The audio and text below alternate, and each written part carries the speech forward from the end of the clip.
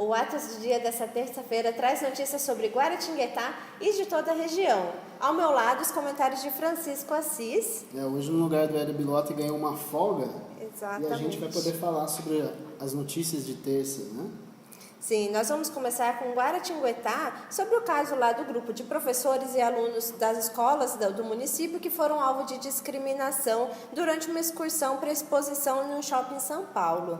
Os vereadores do município aprovaram um requerimento manifestando repúdio contra a conduta discriminatória por parte da recepção do shopping JK Iguatemi. Pois é, esse assunto ele ganhou destaque na última semana, né? Até porque as redes sociais também fizeram com que esse assunto ele explodisse, né?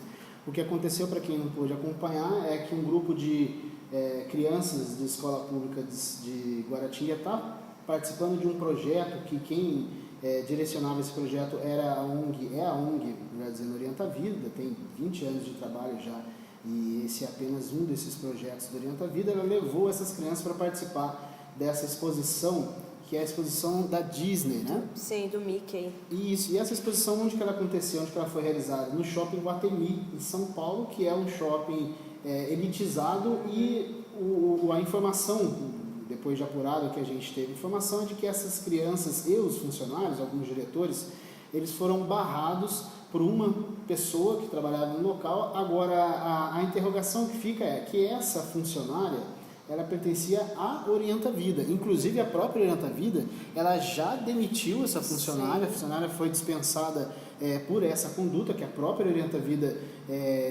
repudiou a conduta da funcionária. E o que se tinha colocado é que não havia de uma ligação direta com relação ao próprio shopping. Agora, houve uma moção de repúdio, né, por parte da Câmara. O que a gente, é até às vezes difícil poder falar sobre isso, Letícia, o que a gente tem que tomar cuidado é que assuntos como esse não sejam quase que sequestrados pela política para se fazer politicagem. Não estou dizendo que isso foi feito com a Câmara de Guaratinguetá, mas a gente tem que tomar muito cuidado com isso. É um assunto que precisa ser debatido, né? A discriminação ela está nas ruas diariamente, o tempo inteiro, né? Infelizmente, o Brasil é um país muito preconceituoso, e a gente tem exemplos disso diário. Não estou falando só aqui, não estou falando só em São Paulo, em todo o país. A diferença é que esse tema tem que ser debatido, e ele pontualmente foi solucionado ou não. A Orienta Vida, responsável pela exposição, junto à própria Disney, ela já havia se posicionado, ela já dispensou a funcionária que teve pelo menos na informação que a gente teve, a funcionária que teve esse tipo de atitude. O shopping havia se posicionado também, dizendo que não teve ligação direta com o fato. Inclusive, as crianças, após um contato no mesmo dia, elas já tiveram acesso, né, à exposição, ao espaço do shopping. Então, fica nisso da gente acompanhar e pontuar e criticar o fato em si, mas sempre com cuidado da forma como o cenário político debate e reage a casos como esse. Exatamente. O caso foi denunciado à Promotoria de Justiça da Infância e da Juventude de São Paulo na última quinta-feira, Francisco. E falando ainda em educação, em Guaratinguetá também, uma reunião realizada na tarde dessa segunda-feira colocou em pauta a necessidade do reforço de segurança nas escolas estaduais da região.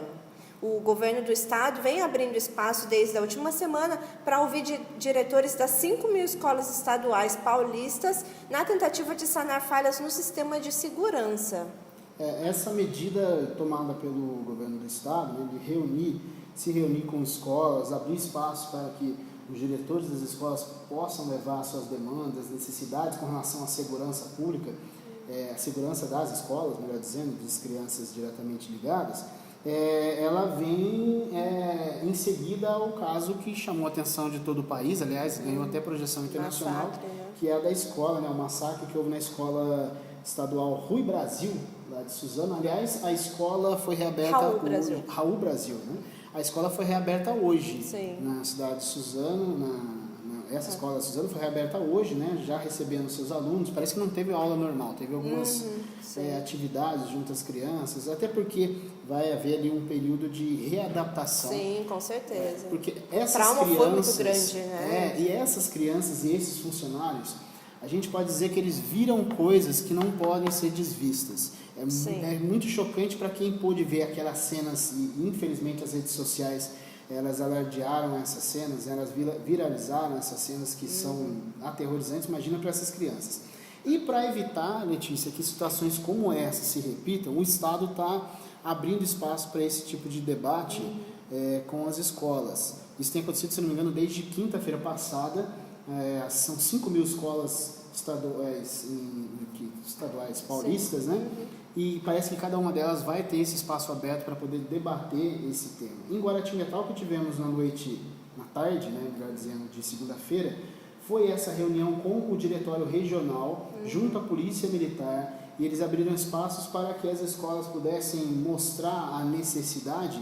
E o lado positivo ficou por conta da abertura de espaço também para secretários municipais poderem chegar e apresentar também à própria Polícia Militar e indiretamente ao governo do Estado as necessidades com relação à segurança. A gente até pontuou hoje no programa Atos no Rádio questões como essa. Infelizmente, uma ou outra cidade ou representante das cidades não conseguem entender a necessidade de que é um problema técnico e não um problema só, um problema político, um problema que não pode ser politizado, né?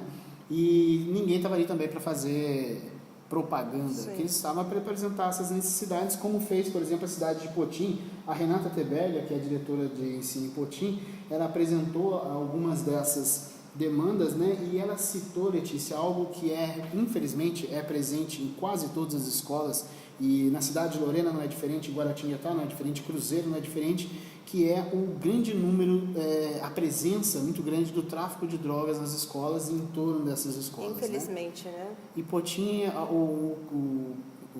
própria representante de Potim, ela pontuou a necessidade do aumento do efetivo do policiamento na cidade e indiretamente nas próprias escolas. Então esse é um caso, essa é uma demanda já apresentada diversas vezes.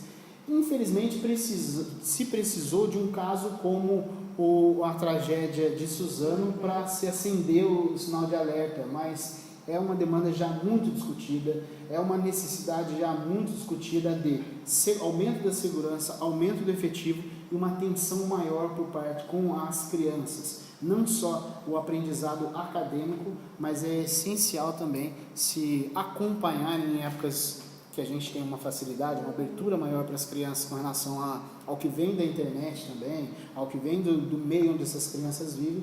É importante que essas reuniões sejam feitas, mas que os resultados delas sejam colocados em prática. Sim, e vamos torcer para que essas demandas sejam colocadas em prática, né, e que haja uma melhoria nas escolas. E aí, agora falando ainda sobre a região, ontem a gente comentou um pouco sobre o caso da Gerdau, onde 100 funcionários aprovaram o layoff, porque de acordo com o Sindicato dos Metalúrgicos, a medida foi pedida pela empresa, alegando a baixa produção. E aí hoje, falando ainda de emprego, o CAGED, que é o Cadastro Geral de Empregados e Desempregados, divulgou que a economia regional gerou 1.954 empregos com carteira assinada somente no mês de fevereiro desse ano. Então, hoje é uma notícia boa sobre a geração de empregos aqui para a região. O número é o melhor desde outubro de 2017, Francisco, onde foram criadas 2.020 vagas formais de trabalho. Estão quase que batemos 2.000 cargos, né? 2.000 postos de trabalho abertos no mês de fevereiro. O mês de janeiro, ele se mostrou números muito negativos, né? A gente teve um fechamento de 650, se não me engano, postos de trabalho como saldo negativo, né? Não é que se foram demitidos 600, o saldo negativo foi esse.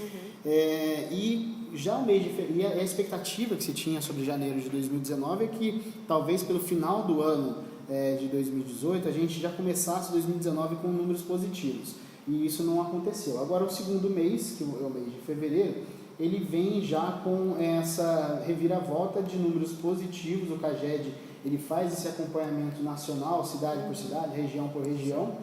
Agora, o que chama a atenção é que a indústria ela sempre foi carro-chefe, né? Principalmente na nossa região, Sim. ela se contrabalanceia entre indústria e comércio. E a indústria ainda é preocupante, reflexo, é lógico, de uma crise econômica muito grande, que já se arrasta aí desde 2012.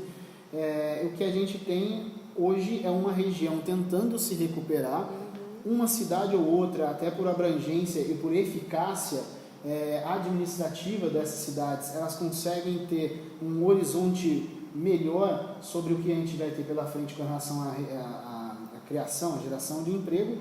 Agora, esse carro-chefe aí desse assunto que é o fechamento, ou melhor dizendo, a definição por layoff qual que é a fábrica mesmo? Da Gerdau. Na Gerdau. Esse é só um exemplo, né? Porque vira e mexe a gente vê várias empresas da região falando. Pindamonhangaba é uma cidade que tem muito, o setor industrial de Pindamonhangaba, ele volta e meia vem com essas informações. Sim. Então, assim, é reflexo ainda da crise e é reflexo também de um cenário político com o crédito lá embaixo, né? O investidor, principalmente o investidor internacional, ele ainda tem muito receio em colocar o dinheiro, talvez, num país do tamanho do Brasil, com a sua variação, não só geográfica, mas uma variação de planejamento e administrativa. Mesmo com tudo isso, o Brasil ainda é considerado um país de risco muito grande. E a nossa região, infelizmente, não foge essa regra. Sim. E, felizmente, né, o desempenho regional acompanhou o desempenho nacional, porque o país fechou fevereiro com um saldo de 173 mil vagas. Foi o melhor resultado para fevereiro em 5 anos, Francisco. Guaratinguetá foi a melhor cidade que teve o melhor desempenho no último mês, com um saldo de 344 vagas. Pinda criou 211 empregos com carteira assinada e 198 em Taubaté. O saldo também foi positivo para outras cidades aqui da região, como Jacareí, São José dos Campos, Campos do Jordão, Aparecida, Cachoeira Paulista e por aí vai.